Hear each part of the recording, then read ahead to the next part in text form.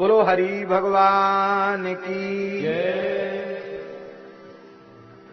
इसी अवतार में भगवान ने, हरि अवतार में ही भगवान ने रमा वैकुंठ से आकर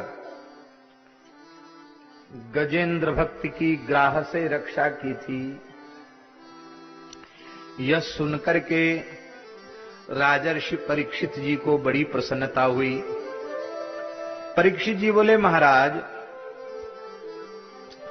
भगवान की भक्ति तो देवताओं को भी दुर्लभ है, फिर एक हाथी की योनि में पड़े हुए, भोग योनि में पड़े हुए जीव को भगवान की भक्ति कैसे सुलभ होगी? आप कृपा करके गजेंद्र मोक्ष की कथा सुनावें। श्री सुखदेव जी ने वर्णन किया है। त्रिकूट नाम का पर्वत जो चारों ओर से क्षीर सागर से घिरा हुआ है, 10,000 योजन ऊंचा पर्वत है। 10,000 योजन का मतलब होता 40,000 कोस ऊंचा।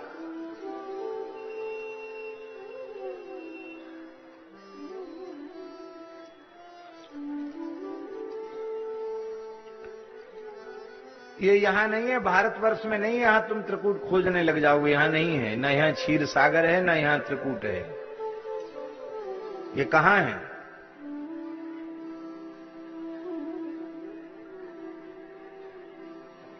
कहते देवताओं के बगीचे इसी के निकट हैं। ये सब दिव्य लोक में हैं, देवक क्षेत्र में है। वरुण का लोक वहां अवस्थित है, वरुण लोक। ऋतुमान नाम का उद्यान वहां अवस्थित है, देवांगनाएं क्रीड़ा करती हैं। उस जंगल में एक विशाल गजेंद्र निवास करता था। ये हाथियों का सरदार था। सैकड़ों हथनियां इसकी पत्नियां थी। उस जंगल में वो विहार करता था। इतना प्रतापी था ये गजेंद्र कि इसके शरीर की गंध को पाकर के सिंह, व्याघ्रादि हिंसक जीव जंगल का क्षेत्र छोड़कर भाग जाते थे। इतना प्रचंड प्रतापी था। शाकाहारी सात्विक प्राणी निर्भय होकर सुखी होकर के रहते थे।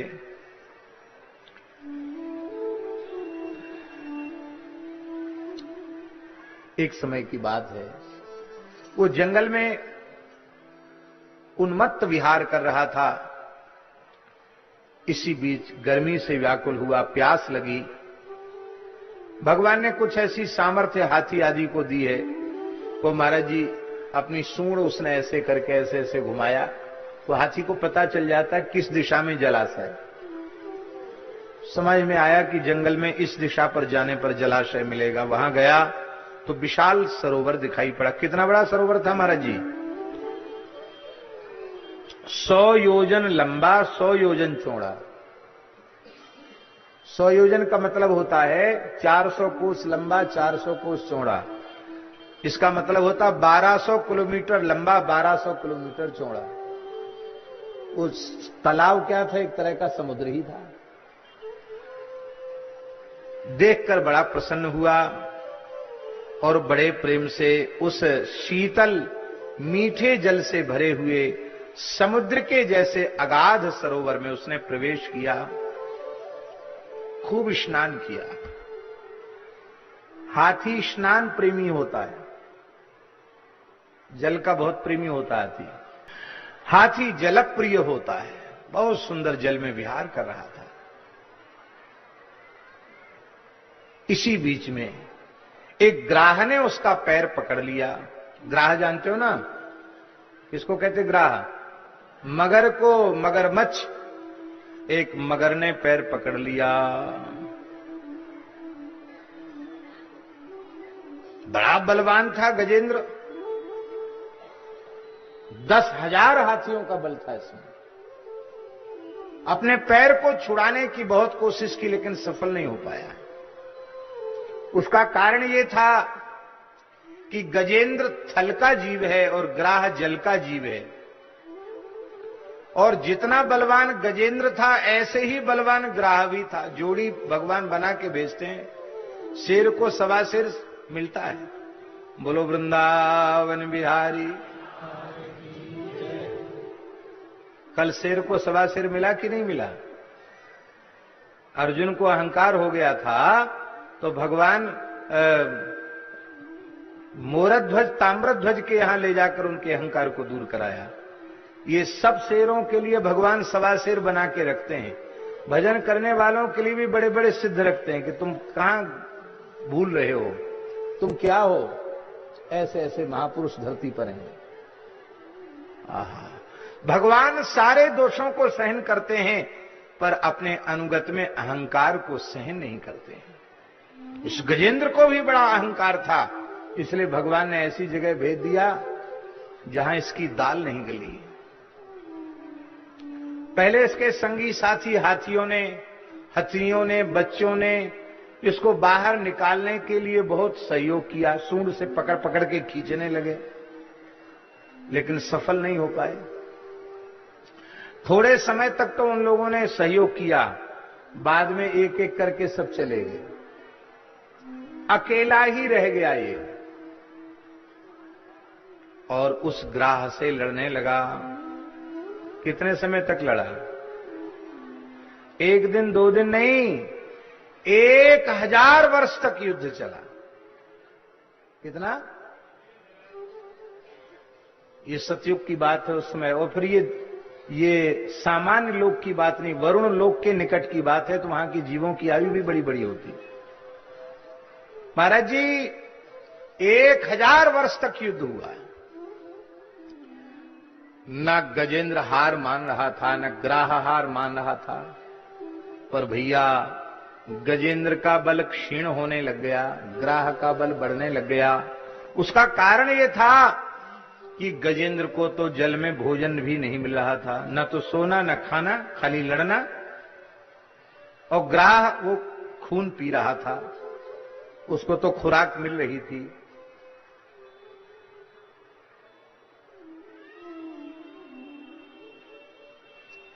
अंत में इस गजेंद्र ने निश्चय कर लिया कि अब हम अपनी शक्ति सामर्थ्य से बच नहीं सकते।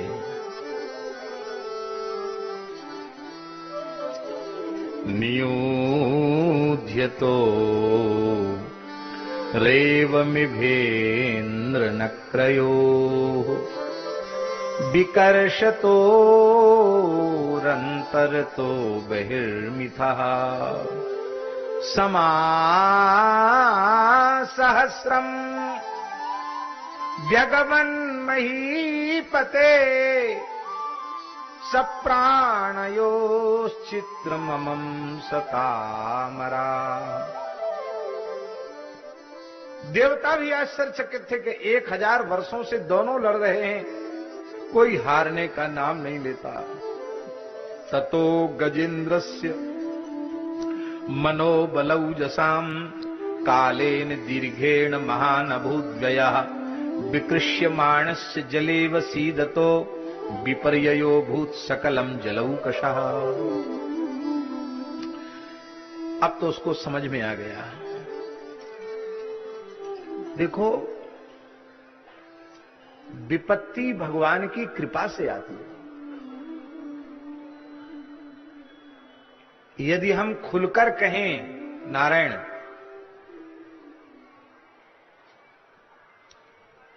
तो हमें यह कहना पड़ेगा जिस मनुष्य के जीवन में विपत्ति नहीं आई वह मनुष्य मनुष्य नहीं है, उसमें मनुष्यता ही नहीं आएगी। विपत्ति के कारण ही मनुष्य को बोध होता है। भगवान की कृपा से संकट आते, विपत्ति आती है। विपत्ति में धैर्य खोना नहीं चाहिए, विपत्ति में हमारा उत्साह और अधिक बढ़ जाना चाहिए।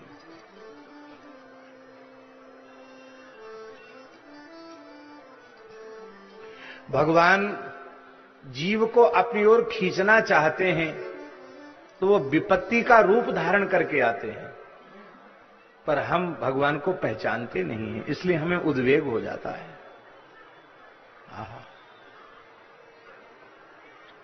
कुंती सामान्य नहीं है, कुंती ने भगवान से क्या कहा? यही तो कहा, विपदा सन्तु नः शश्वत् तत्र तत्र जगद्गुरो भवतो दर्शनम यस्याद पुनर्भव दर्शनम। हे जगद्गुरु श्री कृष्ण, अब विपत्तियों की महिमा समझ में आ गई। मेरे ऊपर विपत्तियां आ जाएं, मेरी विपत्तियां कभी छूटे न कम न हो, मैं विपत्तियों के बोझ से सदा दबी रहूं, ये विपत्तियां आपकी याद कराने वाली हैं, आपकी स्मृति संसार चक्र से छुड़ाने वाली है।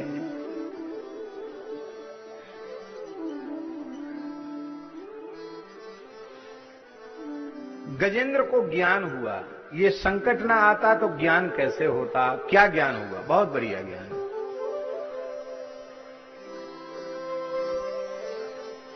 नमामि में ज्ञातय आतुरंगजा, नमामि में, नमामि में ज्ञातय आतुरंगजा, कुतः करण्यः प्रभवन्ति मोचितुम् ग्राहेण पाशेन विधातुरावृतो, यहं च तं यामि परम्पराय, यहं च तं यामि परम्पराय।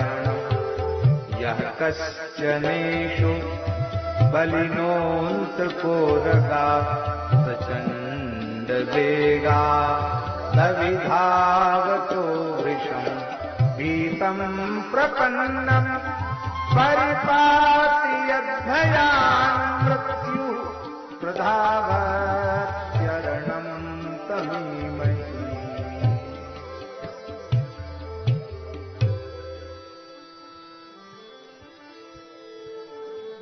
ये विधाता की फांसी लग गई मेरे गले में। इस फांसी के फंदे में फंसकर मेरे प्राण छटपटा रहे हैं। मैं अपनी शक्ति से भी इस विपत्ति से छूट न सका। ये हथनियां भी मेरे काम न आ सकी, ये बच्चे भी मेरे काम न आ सके, मेरे कुटुंबी भी मेरे काम न आ सके। ये बेचारी हथनियां मुझे क्या विपत्ति से छुड़ाती है। अब तो एकमात्र इस जगत का जो नियंता है, नियामक है, ईश्वर है, सर्वेश्वर है, उस सर्वेश्वर की, जो सर्वशक्तिमान है, उस सर्वेश्वर सर्वशक्तिमान परमात्मा की मैं शरण ग्रहण करता हूं। ये काल बड़ा भयंकर है, विशाल अजगर के समान ये सबको निगल जाने के लिए तैयार बैठा है। इस काल रूपी सर्प के भय से व्याकुल होकर जो जीव भगवान की शरण में चला जाता है, उसे भगवान बचा लेते हैं। भीतम प्रपन्नम परिपाति यद भयात, उस डरे हुए शरणागत की भगवान रक्षा कर लेते हैं। मैं उन्हीं भगवान की शरण लेता हूं।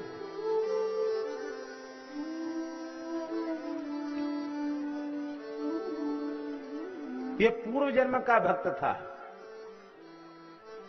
और पूर्व जन्म में जिस स्तोत्र का पाठ करता था, वह स्तोत्र इसको इस योनि में आने पर भी स्मरण में आ गया और उसी स्तोत्र का इसने पाठ किया जिसको गजेंद्र मोक्ष कहते हैं। प्राग जन्मन्यनुशिक्षितम, पूर्व जन्म में इसी का पाठ करता था। इसलिए जीवन में भले ही छोटे से छोटा कोई स्तोत्र हो, ध्यान से सुने, एक किसी स्तोत्र के नित्य पाठ का नियम अवश्य ले लेना चाहिए। पता नहीं हमारा संस्कार हमें कब किस योनि में ले जाएगा। हो सकता कभी हमें भी गजेंद्र के समान संकट में पड़कर जिस स्तोत्र का हम पाठ करते होंगे, जिस मंत्र का हम जप करते होंगे, कथनचित उस भोग योनि में पड़े होने पर भी गजेंद्र के जैसे हमें याद आ गया तो गजेंद्र उद्धार की लीला वहां तो वही हमारे साथ भी ठाकुर जी की लीला हो जाएगी। तमाम स्तोत्र ऐसे होते हैं जिनको याद करना नहीं पड़ता, वो याद जैसे होते हैं। इसका मतलब क्या है? इसका मतलब यही है कि पूर्व जन्मों से उनका अभ्यास है। पाठ ही नहीं करना, जप ही नहीं करना, किसी न किसी एक स्तोत्र का नियम जरूर लो। एक स्तोत्र पढ़ना ही है, ज्यादा आपको कठिनाई, केवल राम रक्षा स्तोत्र का ही पाठ का निश्चय कर लो। राम रक्षा स्तोत्र का पाठ नित्य करना है, विष्णु सहस्त्रनाम का पाठ नित्य करना है, एक किसी स्तोत्र का रामस्तवराज का पाठ नित्य करना है, अथवा गोपाल सहस्त्रनाम का पाठ नित्य कर, एक कोई स्तोत्र का नियम ले लेना चाहिए।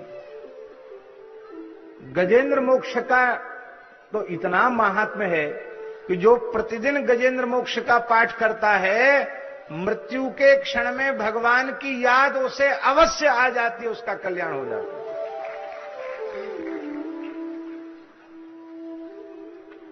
हजारों साधक गजेंद्र मोक्ष का नित्य पाठ करते हैं। हमें बड़ी प्रसन्नता है कि दास ने प्रेरित किया, और जब से दीनबंधु दास जी को कहा तब से उनका नियम से गजेंद्र मोक्ष का पाठ नित्य चल रहा है। कितने बढ़िया साधन है। हम रोज स्तोत्र पाठ करें तो ये पक्का है कि मरते समय भगवान की याद आएगी आएगी आएगी। शास्त्र में लिखा हुआ झूठा नहीं है। कितना सरल साधन है। रोज गजेंद्र मोक्ष का पाठ करो, भगवान याद आ जाएगा। और एक बात कहें, गजेंद्र मोक्ष भयंकर विपत्ति से तत्काल छुड़ाने वाला है। चाहे जैसा संकट हो, पवित्र संध्योपासन संपन्न सदाचारी ब्राह्मणों को संकल्प लेकर बिठा देवें, गजेंद्र मोक्ष के पाठ आरंभ करा दें, असाध्य संकट का भी समाधान हो जाता है, विपत्ति से छुटकारा हो जाता है। जगदीश्वर जगन्नाथ मैं ही हूं, भगवान हरि ही आविरासित, भगवान प्रकट हो गए।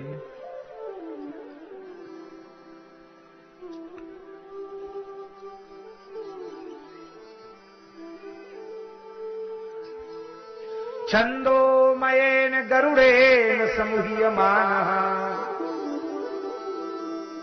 वेद की ऋचाएं जिनके पंखों से प्रकट होती हैं, उन गरुड़ जी पर भगवान बैठे हैं।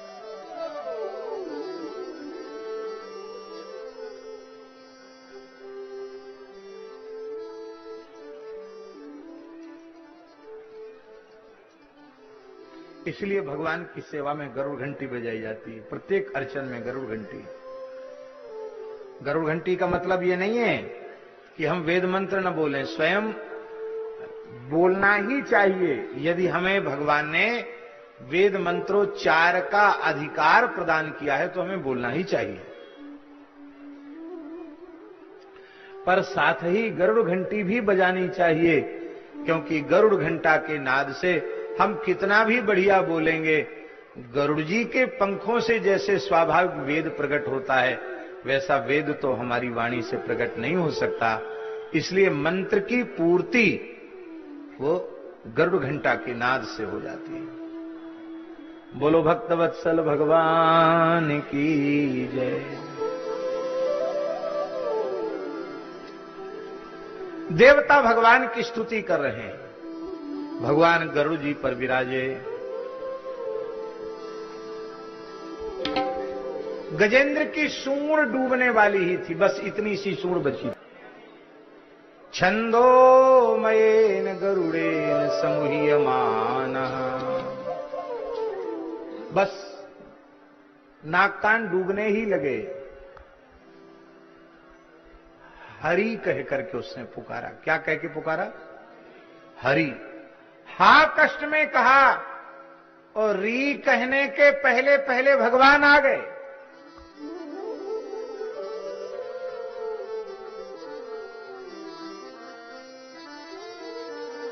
इसी को भक्त कालेखा ने कहा, पंकज से पायन पयादे पलंग छाड़, पावरी विसार प्रभु ऐसो परिपा गयो। हाथी के हृदय मांझ आधो हरि नाम सोए, गरे जोल आयो गरुड़ेश तोलो आग।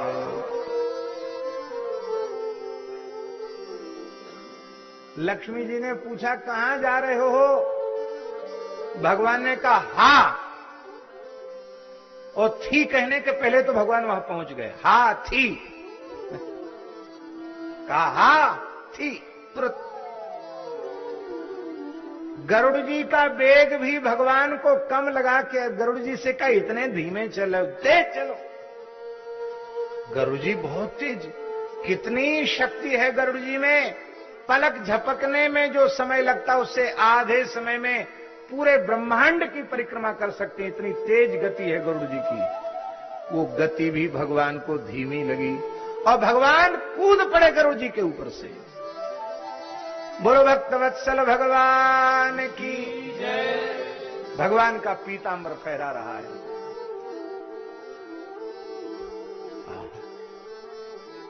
भगवान को आकाश में देख करके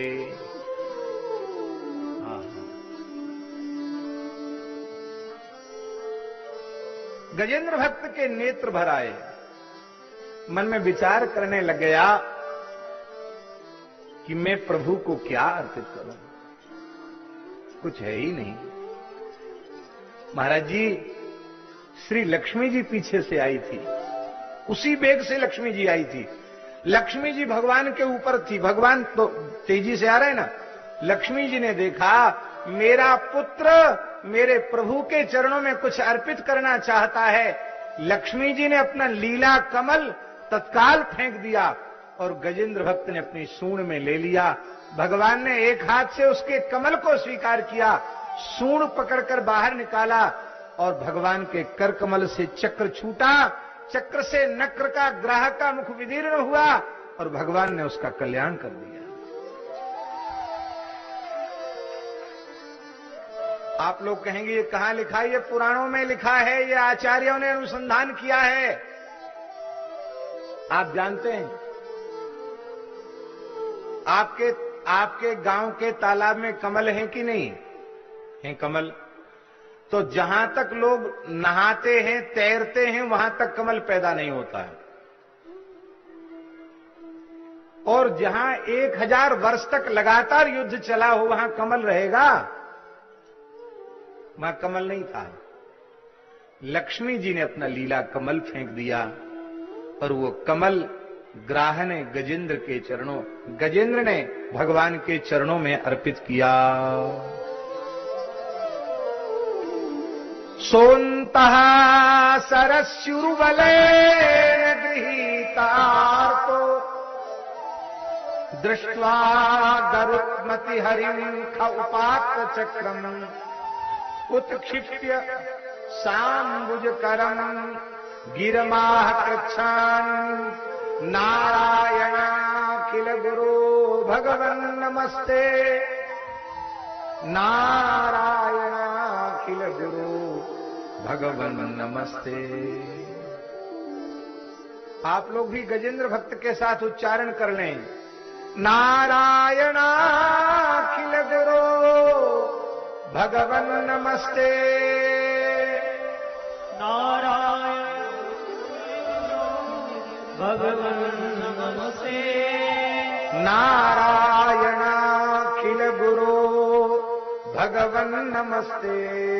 नारायणाखिल गुरो भगवन् नमस्ते।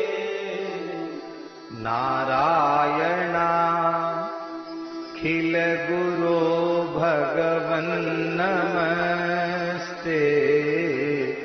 नारायणाखिल गुरो भगवन् नमस्ते। नारायणाखिल गुरो भगवन् नमस्ते। नारायणाखिल गुरो भगवन् नमस्ते। नारायणाखिल गुरो भगवन्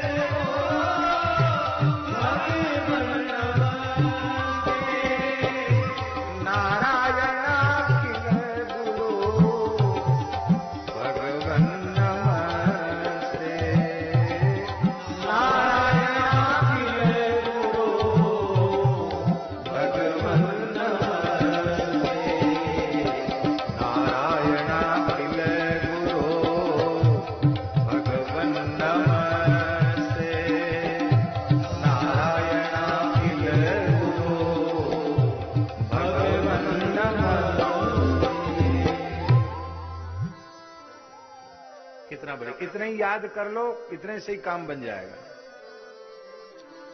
हाँ हाँ, भगवान ने उद्धार किया। पहले गजेंद्र का उद्धार, ग्राह का उद्धार किया, बाद में गजेंद्र का। मानो भगवान ने संदेश दिया, मेरे चरण पकड़ने वाले का भले ही पीछे उद्धार हो, संत के भक्त के चरण पकड़ने वाले का पहले उद्धार हो जाता है। ये ग्राह जो था ना, वो पूर्व जन्म का हूहू नाम का गंधर्व था। महात्मा देवल इसी सरोवर में खड़े होकर संध्योपासन कर रहे थे, संध्या के बाद गायत्री जप कर रहे थे। तो ये हूहू नाम का गंधर्व गोता लगाए हुए, डूबा सादे भे गोता लगाए हुए गया भीतर भीतर, वो महात्मा के दोनों पैर पकड़ के भीतर खींच ले गया पानी में। जब महात्मा देवल घबरा गए तब छोड़ दिया। महात्मा भी तैर के किनारे आ गए और ये पानी से बाहर निकल के हंसने लग गया। महात्मा को बड़ी गुस्सा आई, मूर्ख, ग्राह के जैसे पैर पकड़ के हमको डरा दिया, लगता है देव योनि से तू ऊब चुका है, ग्राह बनना चाहता है, इसी सरोवर में ग्राह बनकर निवास कर। रोने लग गया हूहू गंधर्व। बड़ा गवैया महाराज, बड़ा ऊंचा गवैया। हाँ, हूहू बड़े गवैया है। बोले महाराज आपने हमको ग्राह बना दिया। अरे संत के चरण पकड़ने वाले को आशीर्वाद मिलना चाहिए कि श्राप मिलना चाहिए?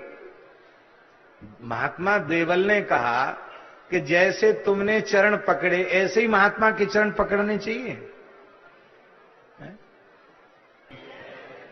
ये गजेंद्र पूर्व जन्म का इंद्रद्युम्न नाम का राजा था, द्रविड़ देश का राजा था, दक्षिण भारत का। युवावस्था में ही वैराग्य हो गया, सब कुछ त्याग कर जंगल में आकर भजन करने लग गया। इसके भजन की प्रसिद्धि हो गई और महात्मा अगस्त्य जी महाराज अपने शिष्यों के सहित इंद्रद्युम्न ऋषि के पास, राजर्षि के पास दर्शन करने आए। ये माला जप रहा था, ये और बढ़िया से बैठ गया आंख मूंद के। बोले तो महात्मा लोग घूमते ही रहते हैं, अभी हमारा नियम नहीं हुआ, हम तो बड़े महात्मा हो गए, लोग हमारा दर्शन करने आते ही हैं। आज अगस्त्य जी आए तो कोई बात नहीं, बैठेंगे, हमारा नियम पर पूरा होगा तब मिलेंगे। इसके इस दुर्वृत्ति को देखकर अगस्त्य जी को रोष हो गया। अगस्त्य जी ने कहा, मूर्ख, एक तो तू क्षत्रिय कुल का है, अच्छा है, भाग्यशाली है, भक्त है, युवावस्था में सब कुछ त्याग कर भजन में लग गया, जटाजूट रखा लिए, बाबा जी की वेशभूषा बना ली, पर इतना अहंकारी हो गया कि ब्रह्मर्षियों से, ब्राह्मणों से अपना सम्मान करवाना चाहता है। अरे मूर्ख, अजगर के हाथी के जैसा बैठा है, जा हाथी की योनि में चला जा। शाप से हाथी बनना पड़ा। आज महंत श्री ओमकार दास जी ने एक बढ़िया बात पूज्य श्री प्रेमदास जी महाराज के संबंध में बताई। बोले वे नित्य प्रति गुरु चरणामृत लेते थे, नित्य प्रति किसी न किसी एक ब्राह्मण का चरणामृत लेते थे, और नित्य प्रति एक किसी छोटी कन्या का चरणामृत लेते थे। कन्या को बिना चरण धोए नहीं जाने देते थे, ब्राह्मण कैसा भी आ जाए उसका चरण धोते थे। और बोले जब उन्हें भगवत धाम जाना था तो रोने लग गए, और उन्होंने कहा ओंकार दास भाई हमारा स्वभाव ऐसा ही है, हमने तुमको डांटा फटकारा भी खूब, पर मेरा शरीर क्षत्रिय कुल में उत्पन्न हुआ है, तुम्हारा जन्म ब्राह्मण कुल में उत्पन्न हुआ है, आज मेरी अंतिम इच्छा पूरी कर दो। क्या? बोले मैं तुम्हारा चरणामृत लेना चाहता हूं, तुमसे मैंने सेवा ली है, कोई अपराध बना हो वो क्षमा हो जाए, और तुम अपना हाथ मेरे मस्तक पे रख दो। बोले आज सुनाते सुनाते महंत जी रो पड़े। आज हमारे निकट वाले तो सब निद्रा लोक में थे, और महंत जी ने आकर इतने सुंदर लगभग 1 घंटे तक बहुत सुंदर सत्संग की बात सुनाई, बहुत अच्छी बात। तो महाराज जी कहा मैं रोने लग गया, तो रोने लग गया तो बोले गुरुजी भी रोते जा रहे हैं। बोले देखो भाई, अरे ब्राह्मण तो दयालु होता, सबकी इच्छा पूर्ण करता है, तुम हमारी इच्छा पूर्ण नहीं करोगे। मैं रो पड़ा। गुरुजी आपको जैसे प्रसन्नता हो आप वैसा कर लीजिए। कहीं महाराज जी ने मेरा चरण धोया, चरणामृत लिया, और हाथ पकड़ करके मेरा हाथ अपने सिर पे रखा। पद्मासन से बैठे हुए थे, और ब्रह्मरंध्र से उनके प्राण का गमन किया, और कहा अब संसार के लोग बहुत घेरने लगे हैं, अब हम भजन करने जा रहे हैं। ऐसा कहकर देह त्याग किया, और इसलिए आज भी अपने सिद्ध स्वरूप में स्थित होकर वो भजन कर रहे हैं। आज पूरे क्षेत्र में उनकी जितनी इतनी अनुभूतियां लोगों को होती हैं, खूब अनुभूतियां होती हैं। ये भजन की महिमा है।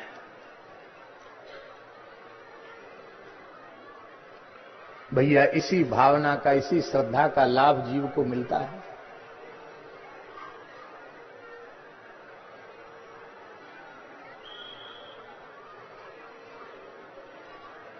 बोलो भक्तवत्सल भगवान की।